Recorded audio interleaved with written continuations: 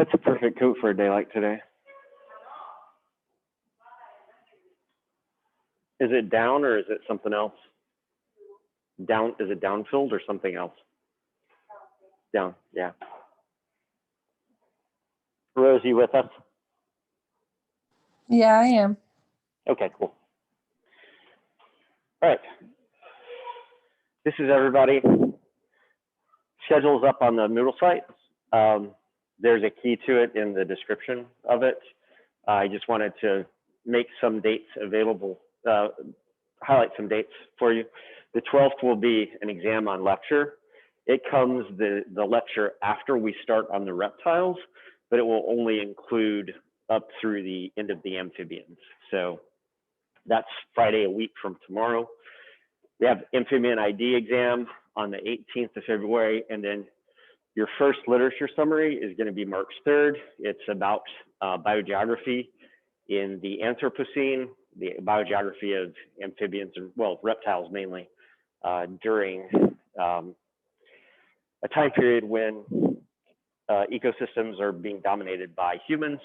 Humans are more mobile, and as a result of being more mobile, they are tending to move organisms around inadvertently, and this disrupts biogeographic patterns. And that will come right after we finish the section on biogeography in lecture. So that's what's upcoming, and all the rest of the dates are in there. Red dates generally highlight dates that we're not going to be in class because of spring break days. Orange dates are, well, I don't remember what they all are. Well, I can get them. Actually, let me pull that up real quick. Orange dates are labs. Green dates are literature summaries, so everything's kind of color-coded in there. Your final in here is actually the day before the end of finals, so it's Thursday, and that date and time is also on the schedule, so there is all that information for you. Okay, questions about that? Yeah. You're gonna what? Yeah, so what we did in evolutionary ecology, and this worked pretty well, is we distributed the test via PDF. So we just put a PDF up on the thing. And then all of you guys have Apple Pencils now, so it's easy enough to take the PDF and update it, and then just save that.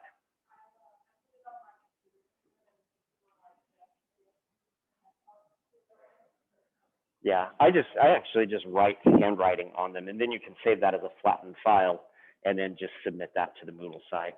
And then what I do is I download the PDFs, I grade them on my pad using my Apple Pencil, and then I'll send them back to you via email. That seemed to work pretty well for the classes that I taught last semester. What I'll also do, so you have some idea of what's coming, is I'll take an old exam 1 and I'll post that in PDF form. So you can download that. You can do two things with that. You can make sure that your Apple Pencil system works for taking the test. And then the other thing that you can do is you'll get some idea of how the test is going to be structured. Not going to be structured the way other tests you've taken with me are going to be. There's no multiple choice. There's weird stuff on there like matching. So for example, we've been doing a lot of taxonomy. I might have a list of families, and I might have a list of morphological characteristics, and you'll need to match the family with the morphology and things like that. So, so it's probably important for you to see what the test is going to look like, because it's not going to look like a test that you've gotten from me in classes you've had with me in the past. The other reason I wanted you guys to be on time today was I want to talk to you about the dichotomous key. The fact that nobody's asked me about the dichotomous key. What does that indicate? That you haven't even looked at it. Yeah, that you haven't even looked at it. So I want to go through and just clarify.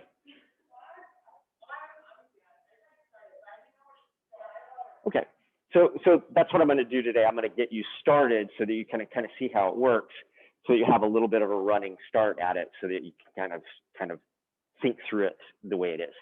Remember, here is a book of lizards, the Handbook of Lizards. It has dichotomous keys in it, so you can see how that's structured. but I think it's actually the same place that I put it like 3 weeks ago. So thinking about a dichotomous key, dichotomous basically is a branching key, and at each branch there's 2 branch points. There's a branch to go one way or go another way. That's why it's a dichotomous key rather than a trichotomous or a quadrachotomous or whatever key. So your first step in this dichotomous key is going to be, because this is ultimately going to be a big long dichotomous key that identifies all the amphibians and reptiles in Missouri, your first step should be to distinguish between amphibians and reptiles. So you'll have 1A and 1B. What would be good characteristics to help you distinguish between amphibians and reptiles? Okay, but reptiles have tails. Reptiles versus amphibians.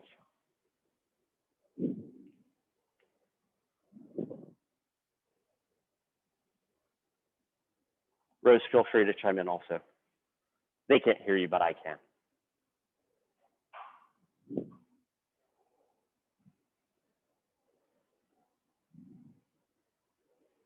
Two big things that reptiles and amphibians differ in. One of them has to do with their skin. The other one has to do with their digits.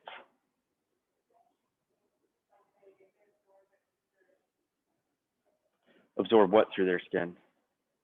So you're on the way there. You're not there yet.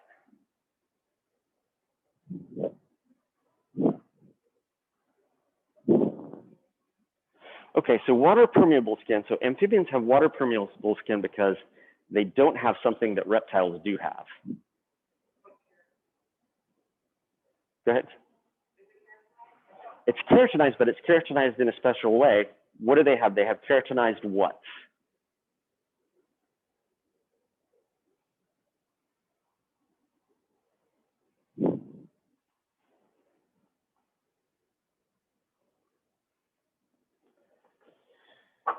When you think of a snake skin, what is it covered in?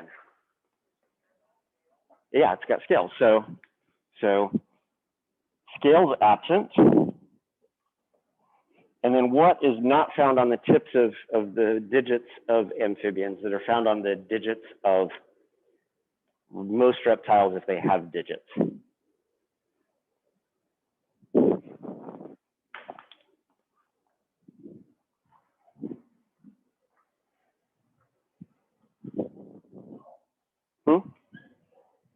Yeah, they have claws. So they have special modifications. Scales absent, claws absent. If they possess digits.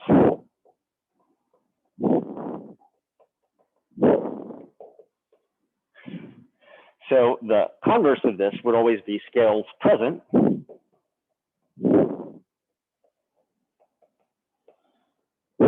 Claws present. Or legless. Now, are there legless amphibians? Yeah, what are they?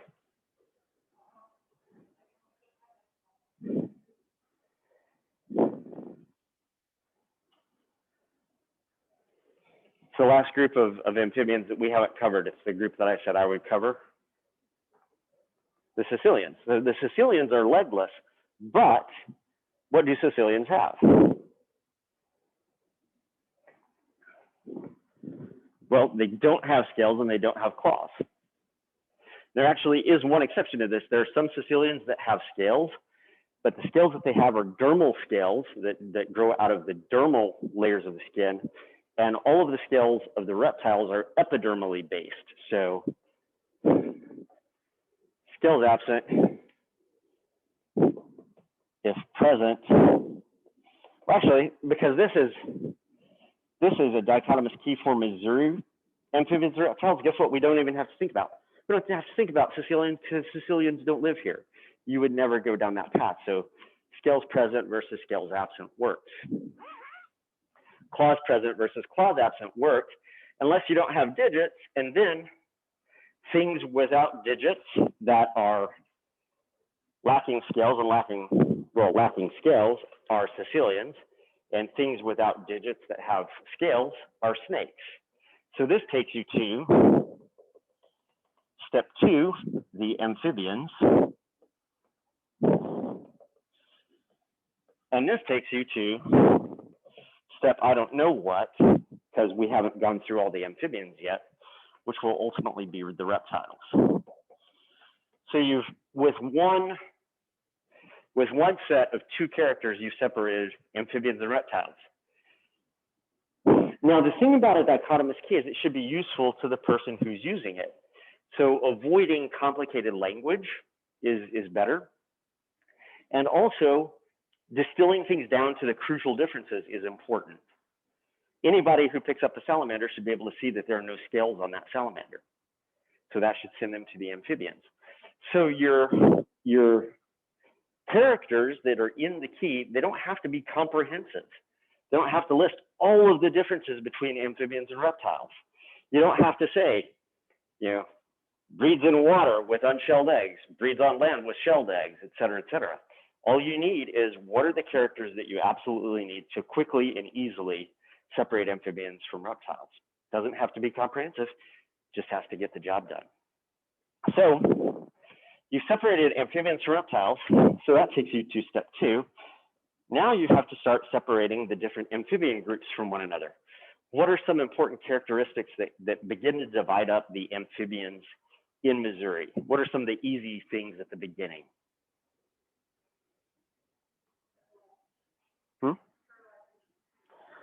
Chances are, if you pick up an animal, you don't have any idea how it goes about fertilization. Okay, so you could say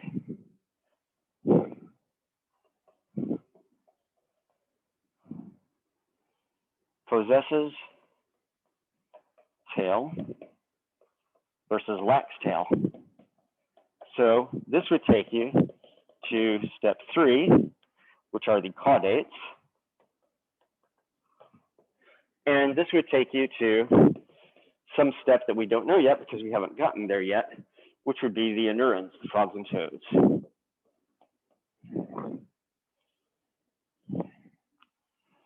Okay, so if step 3 now begins to distinguish among the different salamander groups, what do we do with the different salamander groups? What are some good characters to separate salamanders from one another? In Missouri.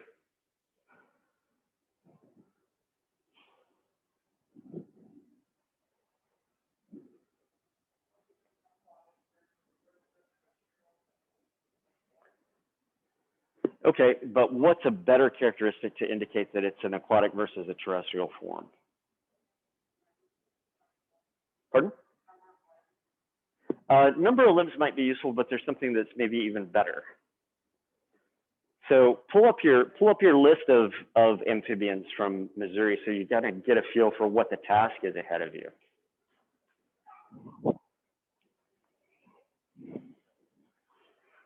What's a real obvious difference that separates 2 of these species from all the rest of the species of salamanders?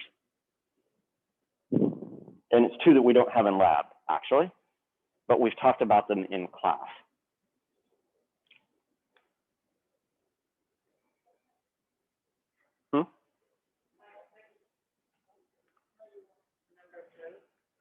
Number of toes, that's too fine grained.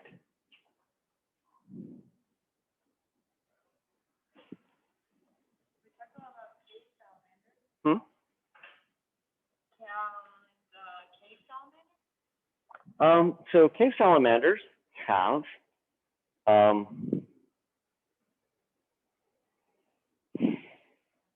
cave salamanders in Missouri don't have this characteristic that I'm thinking of.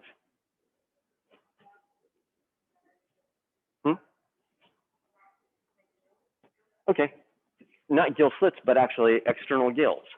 So 2 ways of separating a bunch of salamanders from one another is external gills present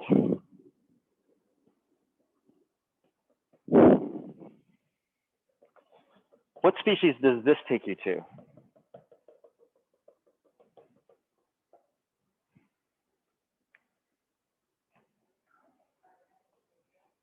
intermedia, and who else?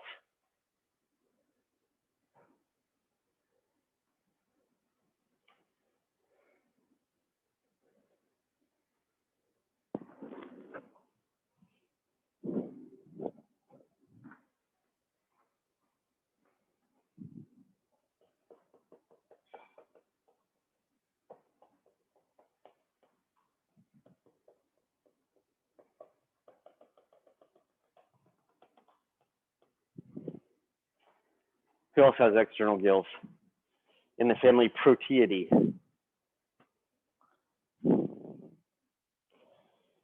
In Europe, it's the genus Proteus, and in the United States, it's the genus what?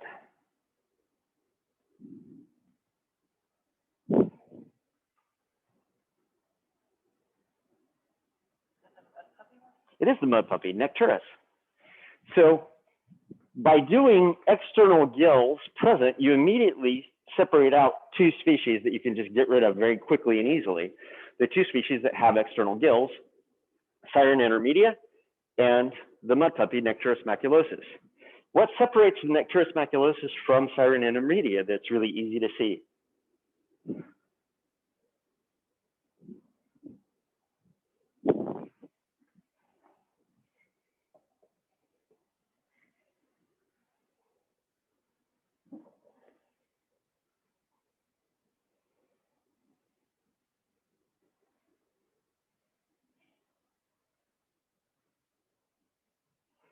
Family Sirenidae is, everybody in the family Sirenidae has this characteristic, and everybody in the family Proteidae has a different form of this characteristic.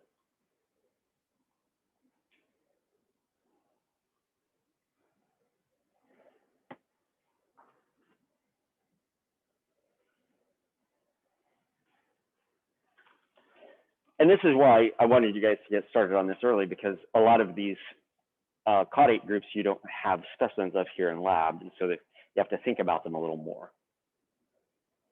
An excellent place to look at this is, of course, your field guide, which I see Elizabeth doing. Rose, do you have anything to comment on? I don't think so. Okay. Do you have your field guide with you? Yes, I do, actually. Yeah, pull that puppy out and take a look at it. It does have more limbs. So the mud puppy has 4 limbs.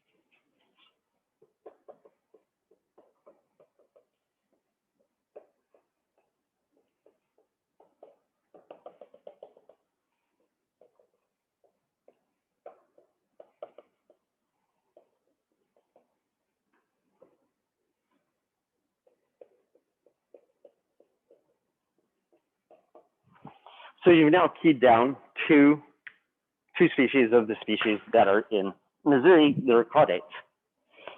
Now what you have to do is you have to continue through the key, dividing up the remaining species.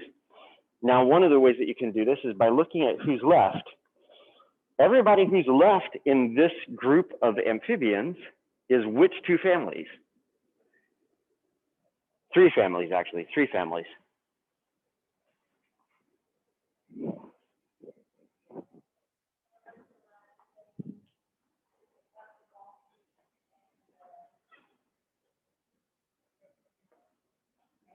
Oh yeah, Cryptobranchidae. I forgot about the Cryptobranchidae. 4 families. So Ambystomatidae, the Plethodontidae, the Cryptobranchidae, and what's the last one? Notothalamus viridescens is in it. It's a newt.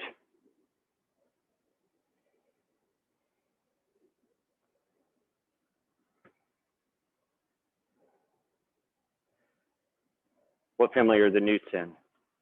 See, it's also a good test review.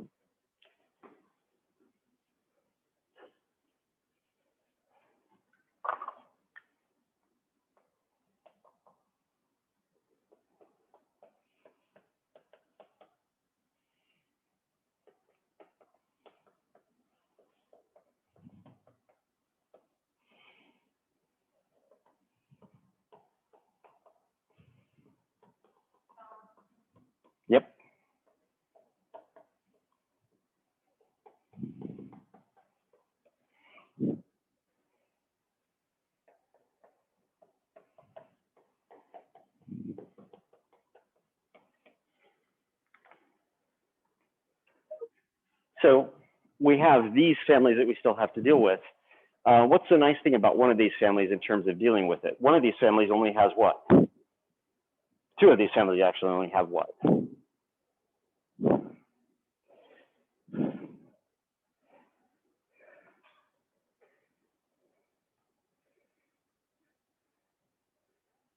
Two of these families only have one species. Which two families? Cryptobranchidae. Yep, Ambystomatidae has a lot of Ambystomous species. Yeah, so two of these only have one species. So we have the Salamandridae with one species, and we have the Cryptobranchidae with one species. What does Cryptobranchus alleganiensis look like?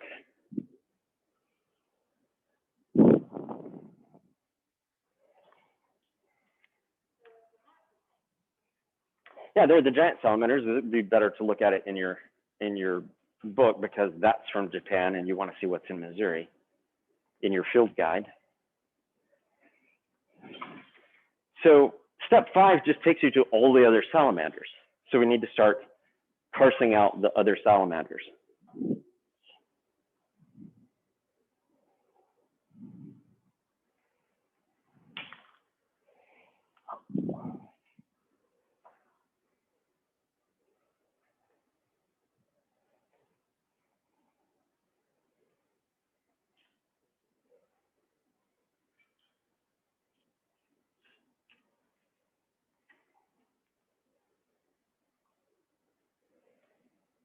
Do you have, go to Cryptobranchidae.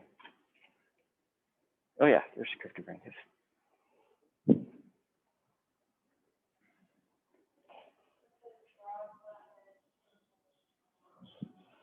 Yeah, one of the first things that will jump out at you when you hold a hellbender in your hands is that it has lots of folds on the side of the body. These folds increase the surface area of the skin, which allows for more cutaneous respiration, cutaneous gas exchange. Because this is a fully aquatic species, what do you know about the family Cryptobranchidae from lecture? It possesses a suite of ancestral characteristics, one of which should be really obvious, once again, if you have the animal in your hand, having to do with the eyes. They're lidless. So two things. So on step 5, Kiara's killing it today. So step 5, what would be a characteristic that separates Cryptobranchus alleganiensis from all the other species in Missouri? Skin folds on side of body, eyelids lacking.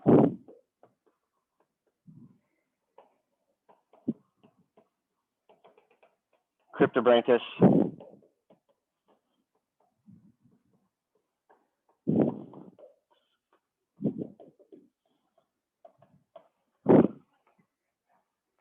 let me make sure that I'm spelling it correctly.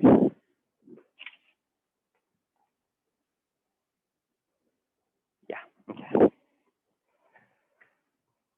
And then B is lacking skin folds.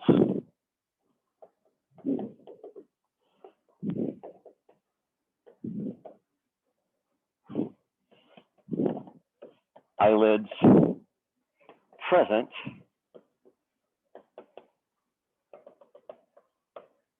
Go to step 6.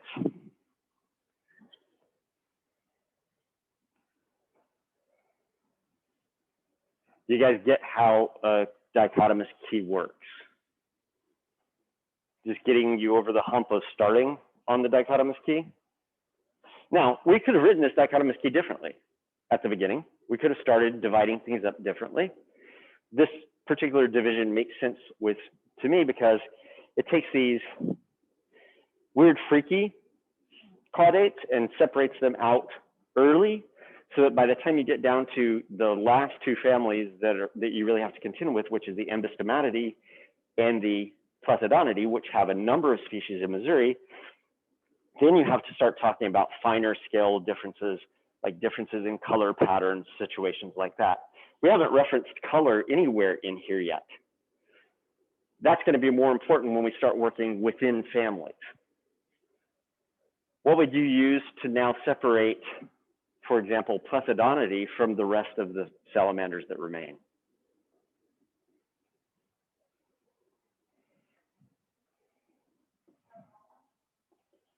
Okay, so how many people who pick up a salamander are going to cut it open to see if it has lungs?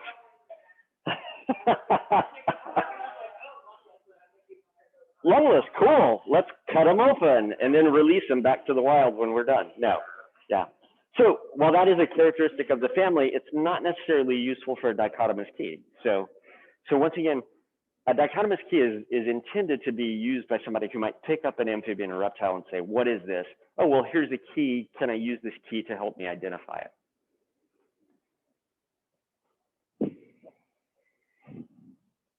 I'm not making fun of you. It's just kind of funny. It's just kind of funny.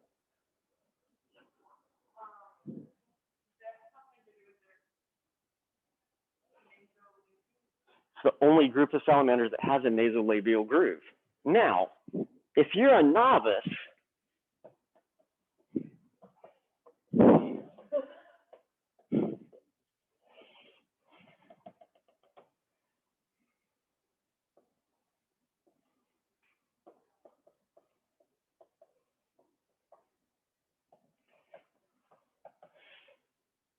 let's say that you're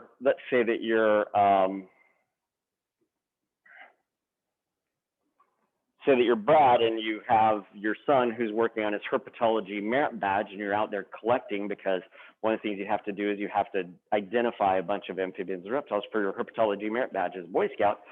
You have no freaking idea what a nasolabial groove is, but you know that some groups have a nasolabial groove because you just read it in a dichotomous key, and you know that other groups do have a nasolabial groove. So what would be helpful to a person with this key?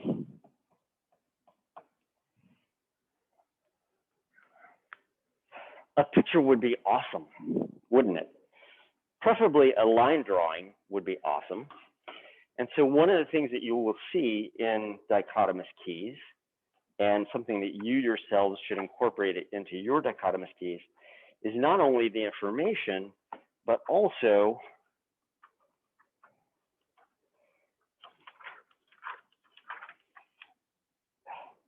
diagrams that illustrate the things that you're trying to get across.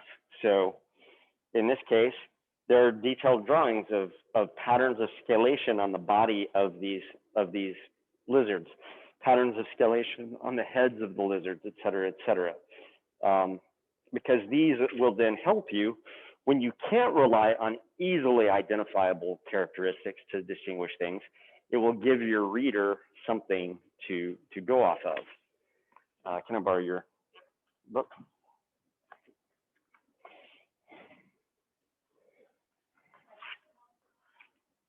Yeah. So, yep, that's exactly what you want. That's where I was headed. Oh, page 16. Oh, I was looking in the wrong section of the book. So if you look on page 16, oh yeah, there's a little drawing of the nasolabial groove there. You can feel free, you can probably find a drawing on the internet someplace and just insert it into your key with a figure reference. And actually, we need to alter this. This is nasolabial groove present.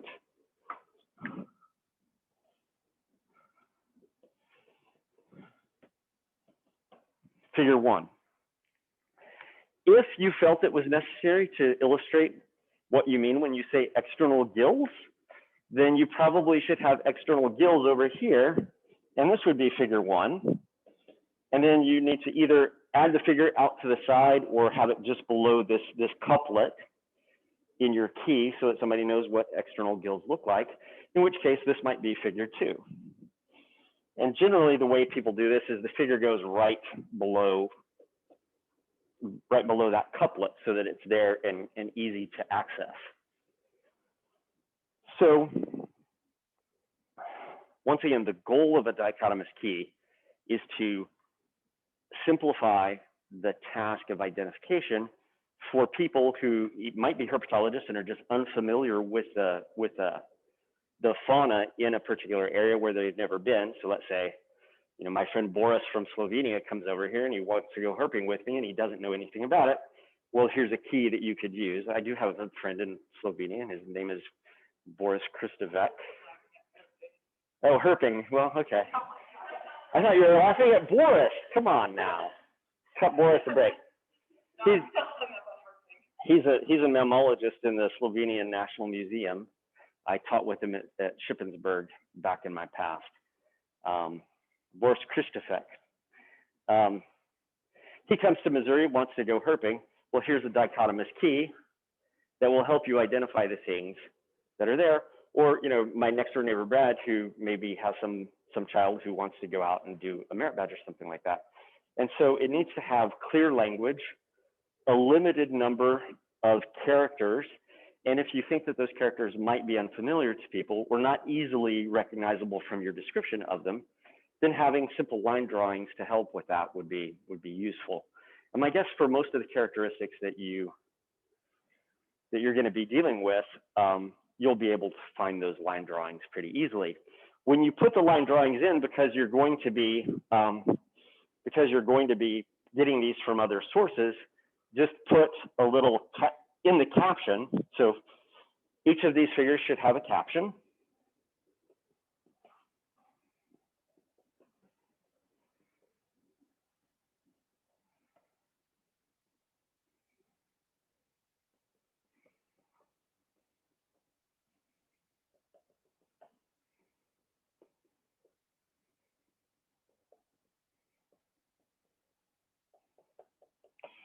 Nasolabial groove of Plethodon salamander, and then just put the reference for whatever figure it is that you're reading in there. You could draw your own pictures if you want, and then you don't have to credit anybody, but that seems like maybe more trouble than you want to go to. All right, does this help you get over the hump of starting? Good. Now, next week, I expect to probably have some questions about the dichotomous key. So once again, it's a dichotomous key. Your goal should always be to have couplets. These are referred to as couplets.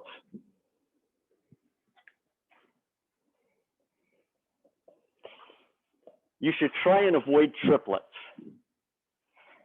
And also, you'll notice something about the way that I've structured each of these stages. For each of these, it's always scales absent, scales present, clause absent, clause present. Skin folds on side of body, lacking skin folds. Eyelids lacking, eyelids present. So generally when you write a dichotomous key, when you write it out linearly, the contrasts are right in line with one another. Once again, it just helps the person using it to make the contrast. And that's just a convention. So when you look in the lizard book here, here at the beginning,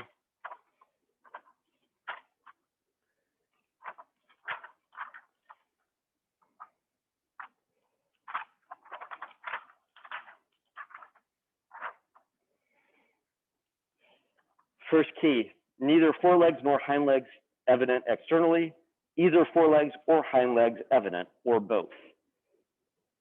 Second one, ear opening present, no ear opening. Eye opening absent, eye opening present, et cetera, et cetera.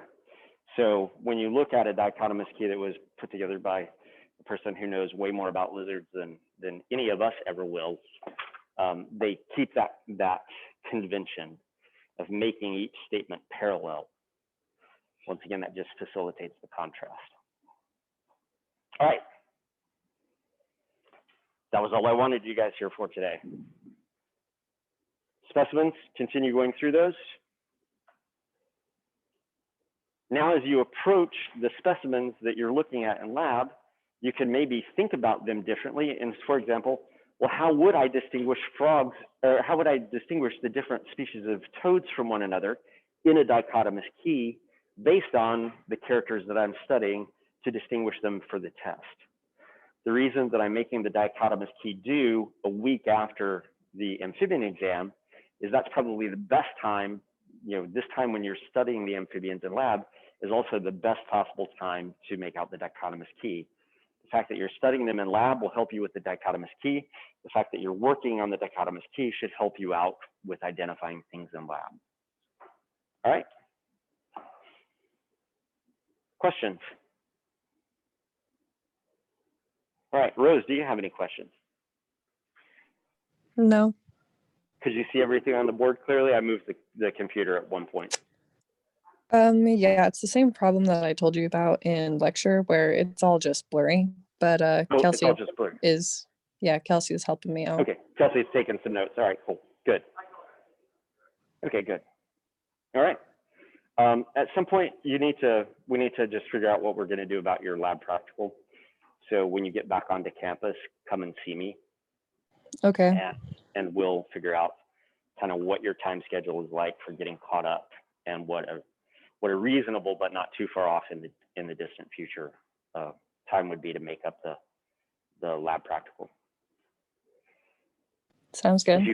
If you feel like you're capable of doing it when everybody else takes it, that's fine. But I also realize that might be an unreasonable expectation. So you'll be back the 8th, right? Yeah. Okay. All right. Well, let me know if you have any questions. Okay. All right. See ya. Bye. COVID.